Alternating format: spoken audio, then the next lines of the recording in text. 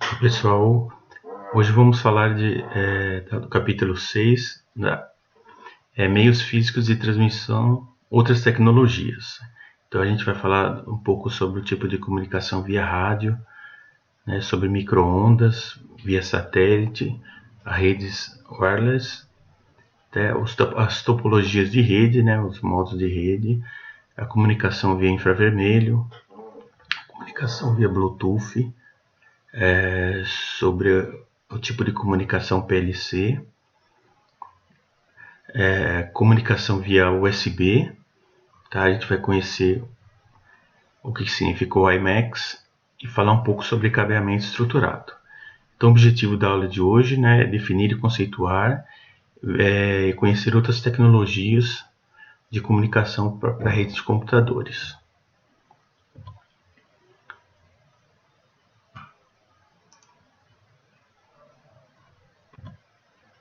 Então, além das fibras, como a gente já viu, né, e dos cabos metálicos, a gente vai ter outras tecnologias de acesso físico aí. Então, a gente vai apresentar nessa aula um pouco dessas tecnologias. Então, a primeira é o rádio, né, baseado em ondas de rádio. Ela vai ser composta por antenas, né, de transmissão e recepção, e que deve estar em linha divisada, né, em linha direta de uma antena com a outra, tá? Para transmissão e recepção dos sinais. Diferentemente do que acontece no rádio AM, FM, que eu tenho obstáculos, que eu tenho montanhas, prédios, o rádio digital ele vai precisar de uma visada direta, quer dizer, uma antena acabar enxergando a outra, tá certo? Então, o que é a linha de visada? É uma linha imaginária que vai unir os dois pontos das duas antenas, tá certo? Tanto a transmissão quanto a recepção.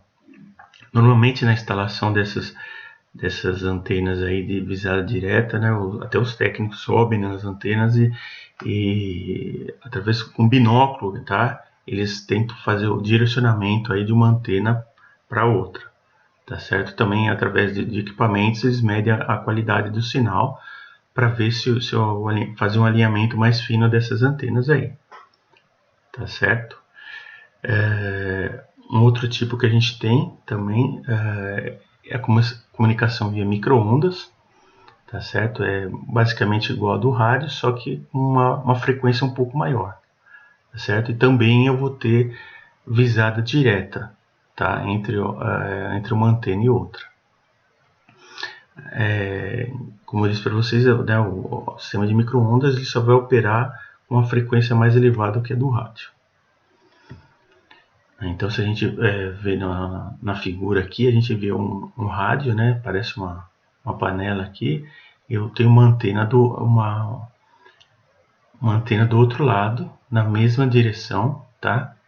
Em visada direta. Aqui eu tenho um exemplo de uma antena de micro-ondas, tá certo? Então, conforme a frequência, ela vai ter um formato diferente também. A gente tem outro tipo de comunicação, né? Via satélite, que eu vou trabalhar com uma frequência ainda maior, tá certo? E nada mais é que um satélite é um repetidor de sinal. Então eu vou ter um ponto também de visada direta terrestre, tá certo? Mandando sinal para esse satélite, tá certo? Ele vai pegar o sinal, ele vai ampliar esse sinal e vai retransmitir para outro ponto, tá certo? Os satélites mais comuns são de órbitas geoestacionárias, que são órbitas que circulam em torno da linha do Equador, tá certo? Aí eles conseguem fazer eles estão na mesma velocidade, né, da rotação da Terra, tá certo?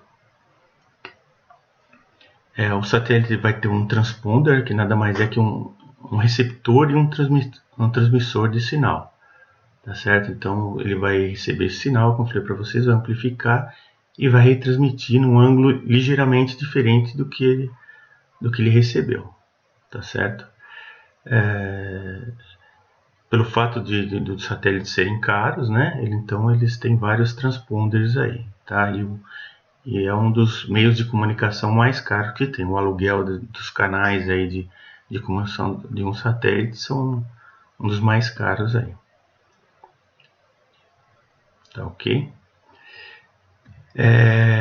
Depois aí tem um bem conhecido de vocês, que são as redes Wi-Fi, né, redes wireless, que elas operam aí na classe no padrão IEEE 802.11, tá? Então elas vão operar em faixas de frequências que é importante dizer que não necessitam de licença dos órgãos governamentais, né, de telecomunicação para instalação ou operação. Esse fato torna as redes, né, bem atrativas. Sabendo que os outros meios de comunicação vão precisar de uma, como se diz, vão precisar da Anatel, né, regulamentar o uso dessa faixa de frequência. Então, para ter acesso aí à internet através de uma rede Wi-Fi, né, o dispositivo móvel sem fio deve estar, né, no raio de ação, né, de abrangência do ponto de acesso, né, que a gente chama de hotspot, né. E essa rede, né, o Wi-Fi, ela pode ser combinada com uma rede cabeada também, tá certo? Então os padrões que a gente tem é o padrão 802.11a, tá, que ele trabalha numa frequência de 5 GHz e tem uma capacidade de 54 megabits. O 802.11b ele vai trabalhar com a frequência de 2.4, né, capacidade teórica de 11 megabits. Aí as redes foram evoluindo, né, a gente tem o padrão G, que vai trabalhar também na frequência de 2.4 GHz, com uma capacidade um pouco maior, de 54 megabits por segundo. Uma evolução disso, né, foi o padrão N11N, tá, que opera tanto a 2.4 quanto a 5 GHz e já tem uma capacidade aí de 500 megabits por segundo. E por último, a gente tem o padrão 11AC, tá, que ele vai trabalhar na frequência de 5 GB, tá certo? Com uma capacidade de 1300 megabits por segundo. O que vai diferenciar as frequências, tá? Uma frequência menor, ela atravessa o obstáculo com mais facilidade, sendo que uma frequência maior, ela vai atravessar, vai ter mais dificuldade de atravessar obstáculos, tá? Paredes e outros objetos aí. Só que eu tenho uma capacidade maior, tá, de transmissão de dados, uma frequência maior. Então eu tenho na figura aqui, eu tenho, né, uma rede wireless, que eu vou ter uma infraestrutura, tá certo? Que eu vou ter um equipamento aqui que vai fazer a função de router, né, de roteador e switch, tá certo? E ele vai ser o access point, né, o ponto de acesso dos demais equipamentos aí, tanto cabeados como através do Wi-Fi. As topologias de rede, tá? Eu vou ter topologia indoor, tá certo? Que eu estou dentro de um ambiente fechado, tá certo? Normalmente na presença de vários obstáculos. Aí um escritório é um bom exemplo aí de um uso indoor, tá? E o alcance em torno de 300 metros.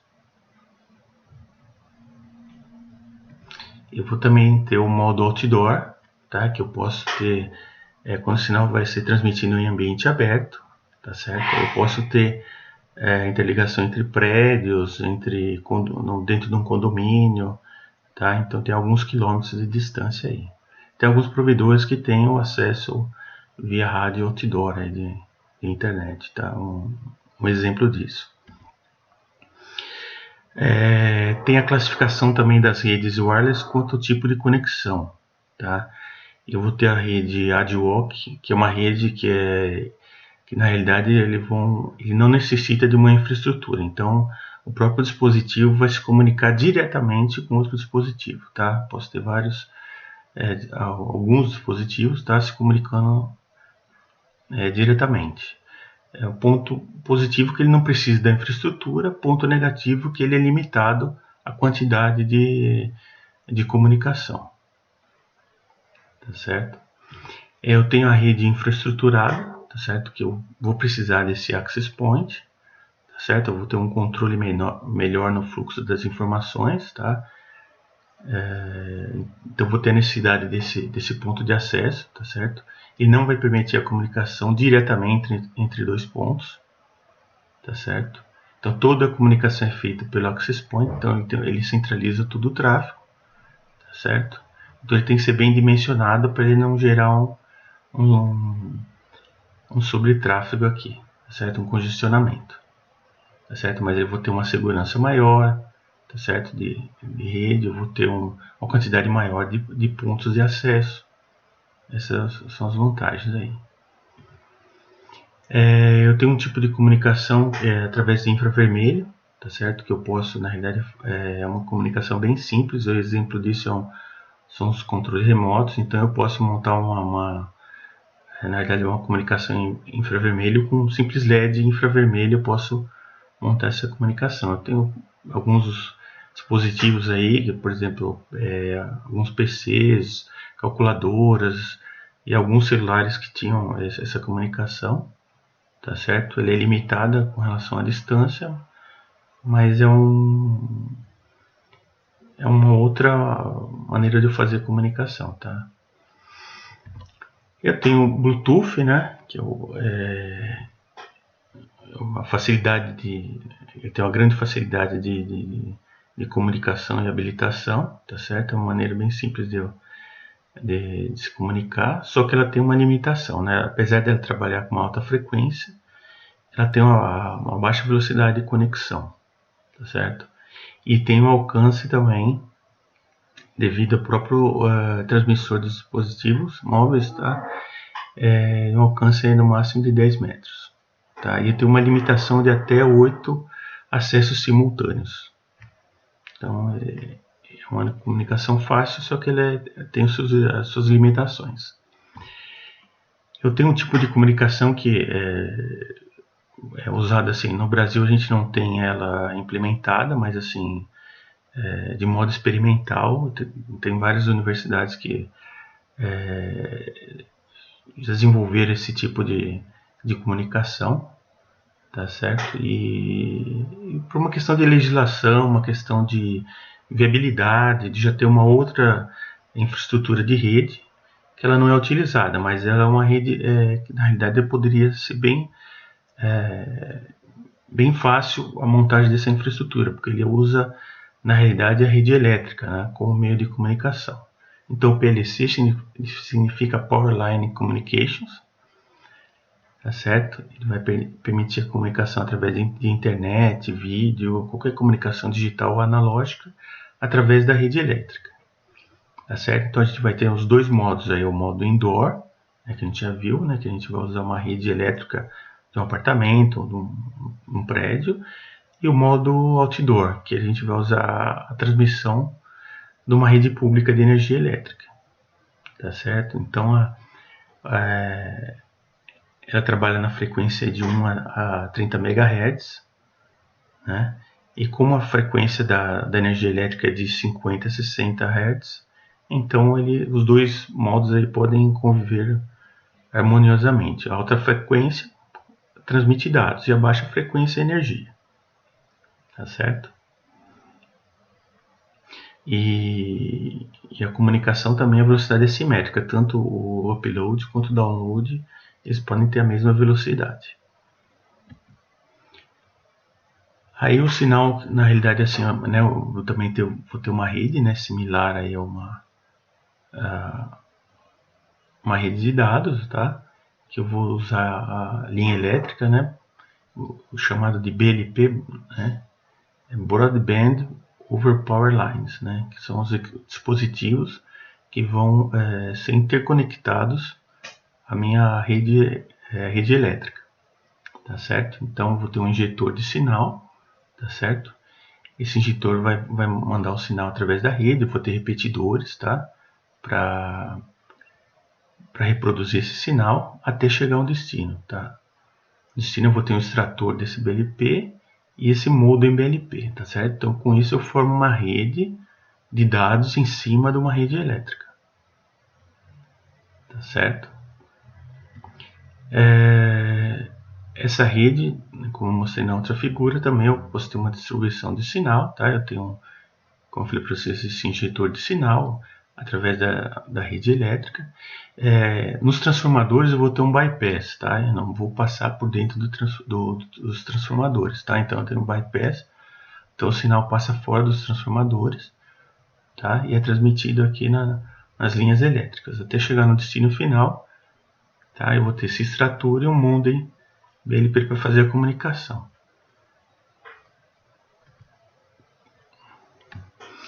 Eu também posso fazer uma comunicação via USB, tá certo? Que a gente chama de bridge USB, que é um cabo USB. E vou ter a vantagem de alta velocidade, mas eu vou ter a limitação que é só ponto a ponto, tá certo? Que eu vou ter a comunicação ponto a ponto, tá certo? No meio eu vou ter um circuito eletrônico para controlar o fluxo de dados aí entre os dois elementos aí Então aqui tem um exemplo de um cabo USB, certo? As duas pontas eles têm o mesmo conector e eu vou ter no meio um circuito eletrônico, tá? Que vai fazer o controle de fluxo aí dos dados, tá? Tanto transmissão, recepção. Também é um outro modo de comunicação. Aí eu vou ter o WiMAX. Na realidade, o que são as redes WiMAX? São redes similar a uma rede Wi-Fi, só que com um mais alto alcance, tá? Eu vou ter antenas vão fazer a transmissão de dados, tá? O alcance aí em torno da faixa de até 50 km, tá? Então eu posso usar essa tecnologia onde eu não tenho alcance, tá certo? De fibra ótica, de redes cabeadas, de outro tipo de comunicação, tá? Então eu posso usar uma rede WiMAX para transmitir internet, né? Através dessa comunicação. Vantagens: eu tenho baixos custos de implantação, tá certo? Desvantagem: eu vou ter interferência, tá? Causas meteorológicas, a regulamentação também no Brasil ainda não está regulamentado, tá? E também não tem interesse das operadoras, tá? Mas tem uma tecnologia, tá? Que seria um Wi-Fi de longo alcance, tá?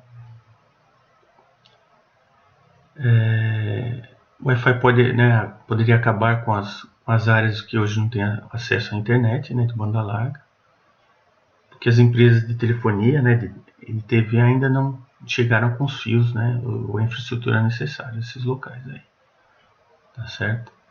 Então a gente tem um padrão que é o WiMAX fixo, que é todos regulados pelo IEE 802.16, tá certo? Que que vai regular aí a banda larga fixa, tá? Um ponto fixo. Eu vou ter o WiMAX móvel, tá certo? Que seria o padrão 802.16e, tá certo? Que eu poderia até ter um aparelho móvel aí que trabalharia até 100 megabits.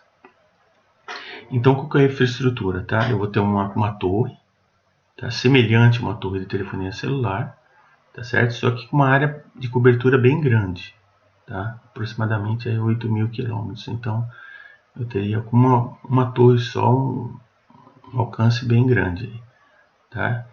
E o receptor, tá? Poderia ser aí uma pequena caixa ou um dispositivo com conector USB, ou até mesmo estar interligado num laptop, como a gente tem o Wi-Fi hoje embutido dentro dos equipamentos aí.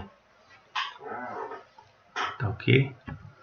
Então essa rede WiMAX, né, eu teria uma antena transmissora aqui, né, tem um provedor de serviço de internet ali, né, eu teria esse transmissor, tá certo? Aí eu poderia ter equipamentos aí, modems aí, WiMAX, tá, para fazer interligação, por exemplo, de uma área residencial, de um prédio, esse tipo de coisa que faria a interligação através de uma rede cabeada, internamente uma rede Wi-Fi. É um outro tipo de comunicação, né, o cabeamento estruturado, né? Mas aí você vai falar, pô, professor, a gente já falou um pouco de cabeamento aí, né, das redes cabeadas, mas o cabeamento estruturado, na realidade, ele vai de uma forma mais organizada e de grande porte. Tá? Normalmente os call centers, esses centros de atendimento, os call centers que tem 50, 100, até 500 posições, eles trabalham com cabeamento estruturado. Por quê? Se eu colocasse uma rede Wi-Fi lá, devido à quantidade de pontos que eu tivesse nessa rede, eu ia ter muito congestionamento, tá? Então não seria vantajoso. Tá? Então o que é o cabeamento estruturado? Ele é um conjunto de produtos, de conectividade, cabos, tomadas, plugs, né? Componentes de conexão, instalado, né, dentro de normas locais, até, né, normas nacionais e internacionais. E de fabricantes temos como característica básica a arquitetura aberta, tá? Meio de transmissão e disposição física padronizado, tá? Aderência a padrões internacionais, tá certo? E projeto e instalação sistematizados. Então já teria um modelo para seguir, né, para ser seguido, para fazer todo esse cabeamento estruturado. Então, a ideia do cabeamento estruturado seria fornecer ao ambiente de trabalho um sistema que facilite a instalação e remoção de equipamentos sem muita perda de tempo. Certo? Então, dessa forma, poderia ter vários pontos, né, de rede já preparados para receber novas máquinas. Então, ao trocar, né, um micro de lugar, né, ou uma instalação de um novo micro, não haveria necessidade de eu fazer o cabeamento até o concentrador. Então, eu passaria todo o cabeamento né, debaixo do piso ou através em cima do piso, tá, de todo o ambiente. Mesmo que eu não tivesse todas as posições, eu deixaria todo o cabeamento preparado, tá certo? Então, necessidade de mudança de posição ou ampliação ou redução, eu teria seria mais fácil passar todo o cabeamento de uma vez, tá? Então, esse cabeamento, né, a ideia desse cabeamento estruturado, né, cabear todo o ambiente de forma a colocar os pontos onde eles possam ser necessários aí, tá certo? Todos esses pontos eles vão para um centralizador, né, um ponto central, onde ficam os concentradores e os outros equipamentos aí da rede, né? Esses pontos, como eu falei para vocês, não precisam necessariamente estar ativados, mas a instalação já fica pronta quando precisar ser usada, né? Então, como eu falei para vocês, a ideia é assim, a longo prazo é mais barato instalar todo o cabeamento de uma vez, né, do que instalar ele conforme a necessidade. Então, assim, o exemplo de cabeamento estruturado, né, eu teria um cabeamento horizontal, né, que estaria, vamos dizer assim, no cabeamento no andar, tá certo? Onde seria a distribuição de todo o cabeamento no andar. Eu teria um segundo ponto aqui que eu chamo de backbone, que seria a interligação, né, entre os vários andares aí, tá certo? As áreas de trabalho, na realidade, são os operadores, né, onde ficam todos os operadores, né, por exemplo, de um call center. Aí os centros de telecomunicações seriam as interligações, tá certo? Que eu estaria recebendo por exemplo, se eu contratasse uma operadora, então toda essa comunicação aí eu estaria nesse centro de telecomunicações. A sala de equipamentos, tá? Eu vou ter equipamentos aí de transmissão, equipamentos de né, roteadores, todos os equipamentos aí da rede, tanto rede de dados como rede de telefonia, tá? PBX, né? Entre outros aí. As facilidades da entrada seriam os pontos de entrada. E aí a administração, tá? Ficaria onde na realidade seria a gerência de toda essa rede de comunicação aí. Tá certo?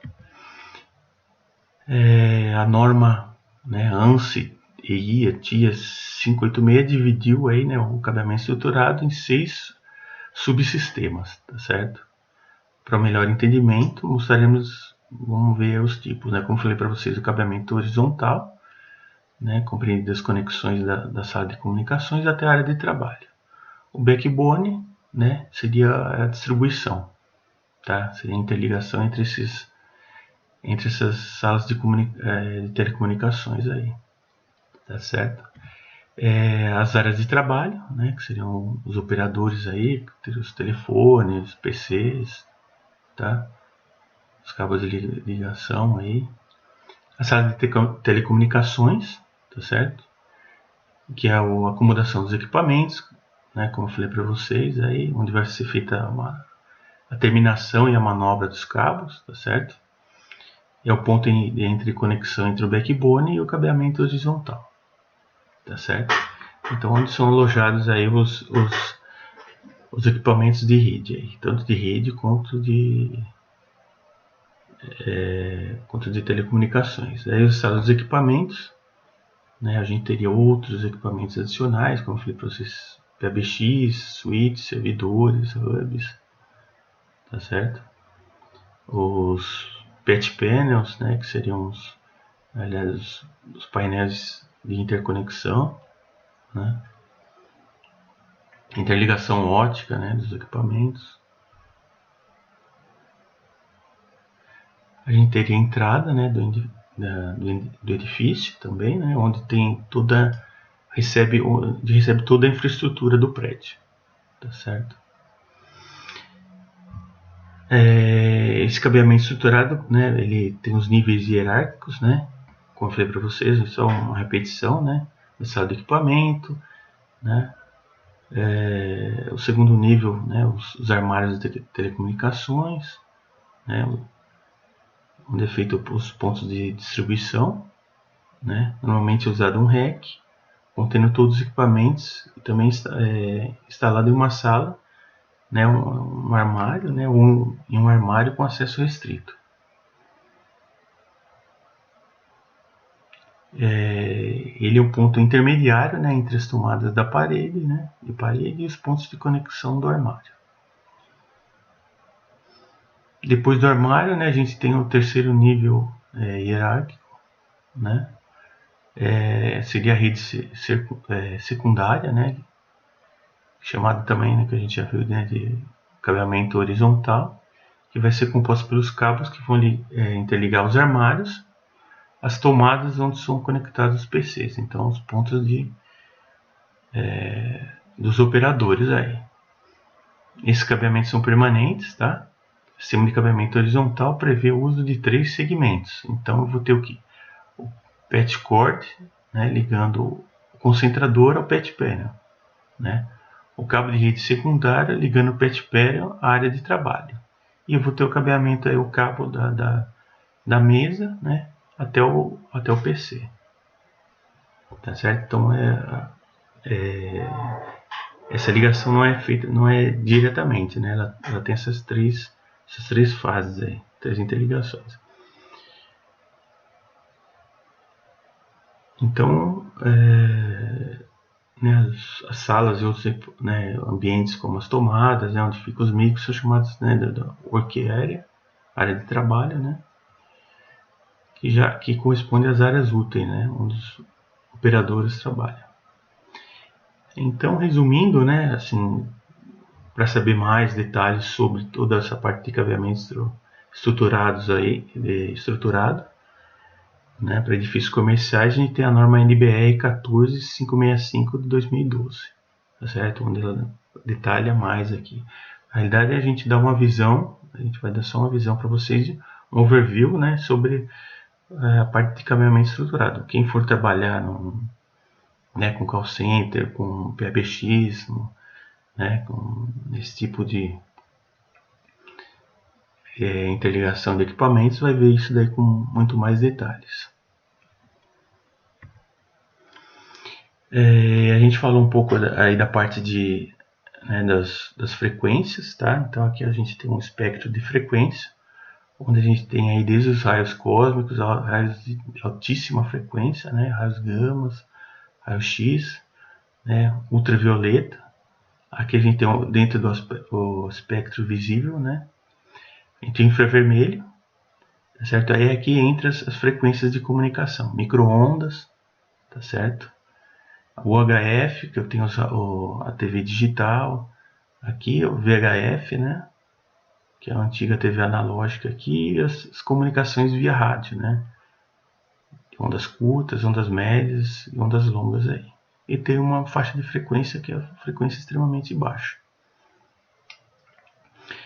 Então, essas frequências são subdivididas, tá, em nomes aí, tá? Elas são nomeadas. Então, a frequência de 3 a 30 kHz, né, é chamada frequência muito baixa, né, ou VLF, tá certo? A frequência baixa estaria na casa de 30 a 300 kHz, e aí por diante, as frequências médias, né, de 300 a 3000 kHz, as frequências altas de 3 a 30 MHz, o VHF, né, de 30 a 300, o HF, né, de 300 a 3 GB, tá certo? A frequência super alta é de 3 a 30 GB, aqui estão os satélites aqui, tá certo? Nessas duas faixas aqui, e a frequência extremamente alta, tá? De 30 a 300 GHz. Então, aí a gente tem, né, de uma outra visão, né, os espectros de frequência também, vendo dentro da frequência mais baixa, as ondas de rádio, TV, micro-onda, radar, né, luz visível, raios gama, raios X, né, raios gama e os raios cósmicos.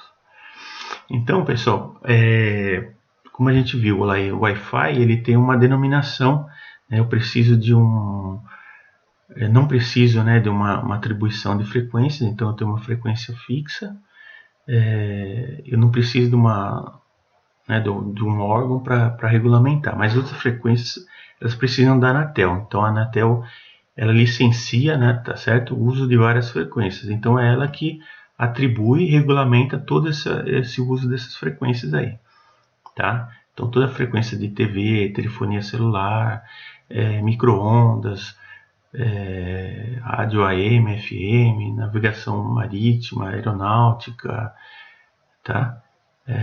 Toda essa atribuição, né, é feita através da Anatel. Então ela que regulamenta e que determina, né, o uso das faixas de frequência. Tá? Então eu preciso de uma licença para a utilização dessas frequências aí. Tá? Eu pago um determinado valor, né, por período, tá certo? Para uso dessas frequências. Então aqui eu tenho aqui a distribuição dessas frequências, tá? Então é dividida entre canais aí, então eu tenho dentro da faixa de frequência, por exemplo, aqui do FM, tá?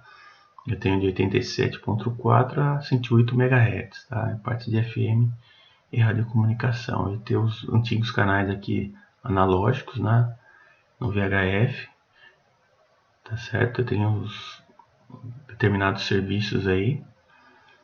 E aqui é uma visão geral aqui, tá? De atribuição de todas as faixas de frequência, tá? Se vocês quiserem mais detalhes, vocês entram no site da Anatel, vocês vão ver a atribuição de todas as faixas de frequência aí. Tá ok? Uma última coisa que eu gostaria de colocar, né, são as radiações não ionizantes e as radiações ionizantes, tá? As radiações ionizantes, elas têm uma energia, tá, que é insuficiente para ionizar átomos e moléculas, tá? Então ela tem uma energia de 10 a 12 electrovolts, tá certo? E se refere a toda a radiação eletromagnética, tá, que possui um comprimento de onda maior que 100 nanômetros e frequências até, né, menores aí que 3,10 a 15 Hz, tá certo? Então são frequências aí próximas aí, até próximas do ultravioleta, tá certo? Do ultravioleta para baixo. O que são radiações ionizantes? O comprimento de onda é tão pequeno que eles conseguem ionizar os átomos e as moléculas, tá certo? Do nosso corpo aí. E o que pode acontecer? O caso assim, mais comum, né, pode ser o surgimento de câncer e outros problemas aí que ele pode causar, tá certo? Então a exposição, né, dos raios ionizantes, eles são extremamente, vamos dizer assim, perigosos, tá? Então, deve ser bem limitado o uso dessa frequência aqui, né? Essas altas frequências aí do raio-x e os raios gama. Tá? São aplicações bem controladas que usam essas faixas de altíssima faixa de frequência. Então, um resumo, né? A gente tem uma visão geral aí de outros tipos de comunicação que a gente quis colocar. Tá certo? As ondas de rádio, micro-ondas, satélites, tá? Infravermelho, tá certo? As redes Bluetooth, também chamadas de piconetes, né? Ou redes muito pequenas. A gente viu aí o uso da energia elétrica, tá? Para fazer a comunicação de dados.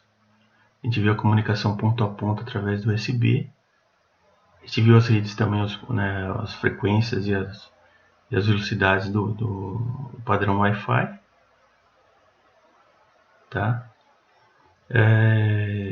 Um pouco aí de uma rede WiMAX, que na realidade seria uma rede wireless mais para uso corporativo, né? E por último a gente viu o cabeamento estruturado, tá? Que é usado aí como falei para vocês, em call centers, tá? Que ele vai ter uma padronização, uma organização aí quando tem uma grande quantidade de cabeamento aí.